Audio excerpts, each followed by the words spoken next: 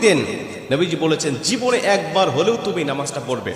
এই হাদিসটি ইবনে মাজাহ শরীফের, তিরমিজি শরীফের এবং আবু দাউদ শরীফের 1297 নম্বর হাদিসের মধ্যে এই হাদিসটা বর্ণনা হয়েছে এই নামাজের কথা। নবীজি তার চাচা আব্বাস রাদিয়াল্লাহু তাআলা আনহুকে ডাক দিয়ে বলছেন, চাচা আমি আপনাকে এমন একটি নামাজের কথা বলছি, এই নামাজটা আপনি প্রতিদিন একবার হলেও আপনি আদায় করবেন। চাচা যদি প্রতিদিন সম্ভব না হয় অন্তত সপ্তাহে একবার হলেও আপনি নামাজটা পড়বেন। যদি সপ্তাহে সম্ভব না হয় তাহলে আপনি মাসে অন্তত একবার এই নামাজটা আদায় করবেন। চাচা যদি মাসেও আপনার পক্ষে কষ্টকর হয়ে যায় বছরে একবার পড়বেন, যদি বছরেও না পারেন জীবদ্দশায় অন্তত একবার হলেও নামাজটা পড়বেন। কারণ এই নামাজটা এত পাওয়ারফুল নামাজ, এই নামাজটা আদায় করার কারণে আপনার প্রকাশ্যে অপ্রকাশ্যে যত গুনাহ করেছেন, আপনার ইচ্ছায় অনিচ্ছায় যত গুনাহ করেছেন, আপনার অতীত জীবনে যত গুনাহ করেছেন সব গুনাহ আল্লাহ আপনাকে ক্ষমা করে দেবে। চাচা এই নামাজটার নিয়মটা একটু ব্যতিক্রম। এই নামাজটাকে বলা হয় সালাতুত তাসবিহ। এই নামাজের মধ্যে অতিরিক্ত কিছু তাসবিহ পাঠ করতে হয়। সুবহানাল্লাহ,